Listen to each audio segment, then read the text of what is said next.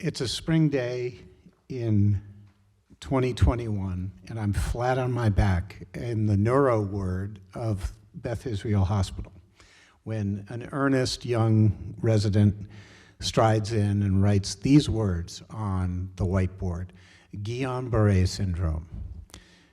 What an interesting name for what's wrong with me. I had been admitted after feeling strange pangs and unable to sleep, a strange tingling feeling under my skin. And I learned what was afflicting me.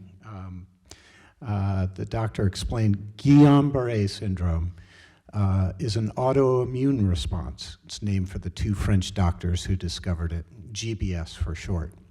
An autoimmune response where the body essentially attacks itself, mistakenly believing that the healthy peripheral nerve tissues needed to be destroyed. So lying there, dazed and weak, hooked up to an IV, I took it all in.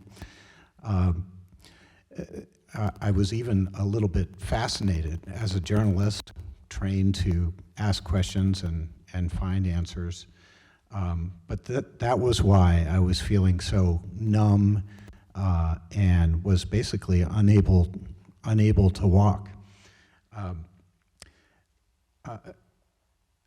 When I learned about this, I was dazed and really taken aback, and I was determined to get better, but lying there in that hospital room, overlooking the muddy river and the steeples of Brookline beyond, I braced myself for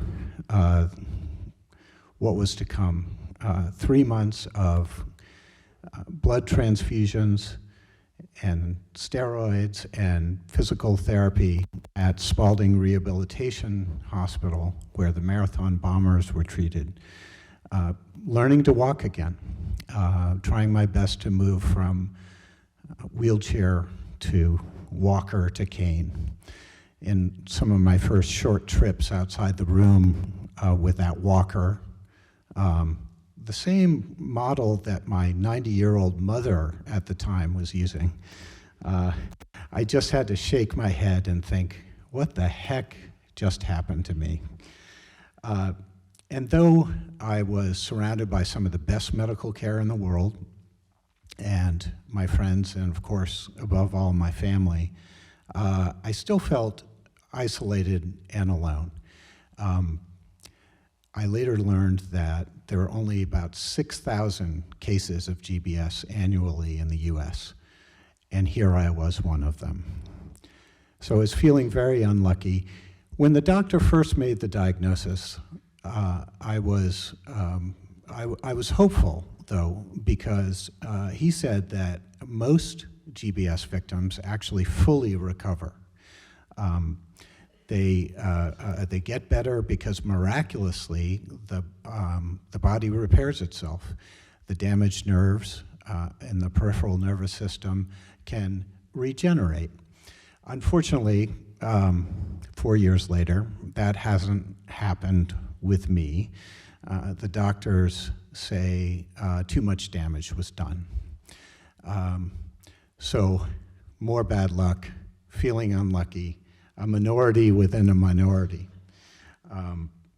But I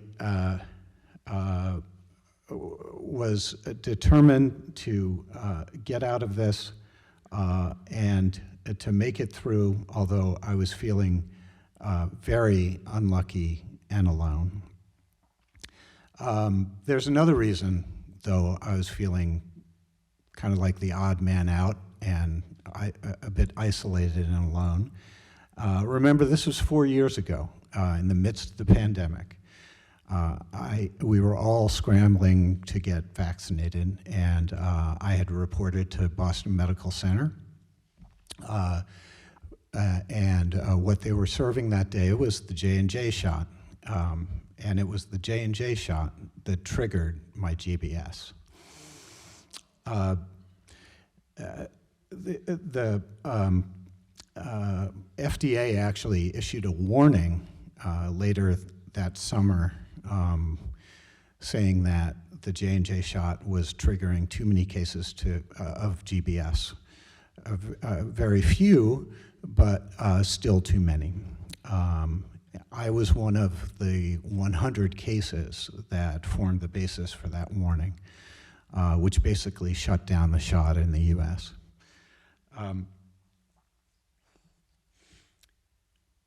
So here I was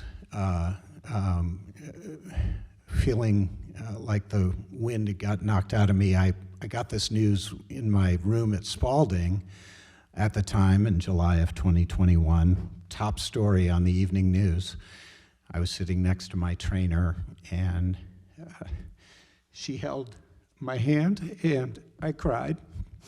But still, as a journalist, I was determined to do some more research. What was going on here? You can get GBS from a number of different ways, a virus, a flu, bacteria, spoiled chicken. But it turns out that actually several vaccines trigger Guillain-Barré syndrome. The J&J shot, AstraZeneca, the flu shot, the RSV shots, Shingrix for shingles, and many of the vaccines that you see advertised on TV. So what was going on here? This seemed to me to be a problem, maybe even a design flaw. So I've become something I've never dreamed of being, an advocate for those of us who have been injured by vaccines. There are thousands of us after COVID. I've joined a group called React 19 that is trying to revamp a program that was begun under Ronald Reagan to have all the cases reviewed when things go wrong. The vaccine makers themselves are shielded from liability, so they can't be sued. So I'm writing op-ed essays and talking to congressional staff, and I believe in what I'm doing, but it's a fraught place to be. Here I am, a good progressive in Brookline. I am a big believer in the greater good of public health. But it turns out there's a kernel of truth about the potential harm, unfortunately, of vaccines. My friends don't know what to do with me. They like my social media posts, but I sense there's a little bit of a wariness.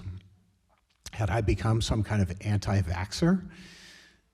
The answer is no, of course, but another conversation with another doctor, this time a friend, really spelled out how difficult it is to talk about this. My friend is an emergency room doctor who is no stranger to bad things happening. He and I have been talking about my journey having GBS throughout these past 4 years. We caught up the other day. I tell him how my son has become a bit of a track star, and he tells me how his son is graduating from college. And then I turn to my advocacy for the vaccine injured, and he says, you know, I don't think we can really talk about this. I insist, perhaps somewhat obnoxiously, and we get after it.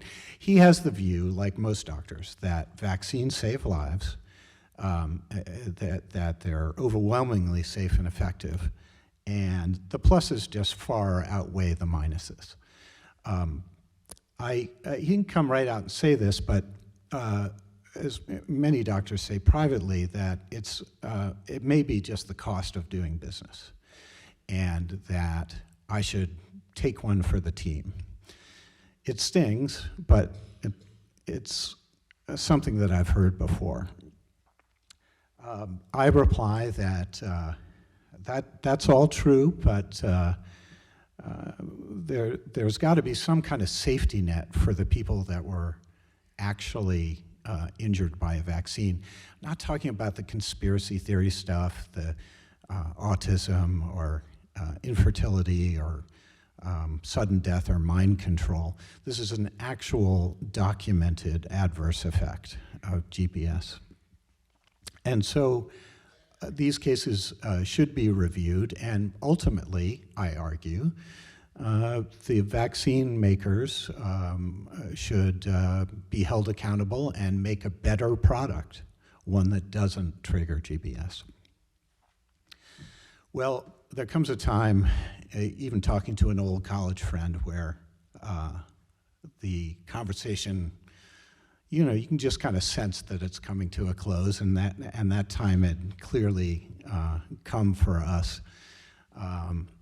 So I hung up, and I was quiet for a while, and alone again. But I don't want to stay stuck. I think we just have to figure out a way to have these conversations. And I'm holding out hope that we can. Thank you.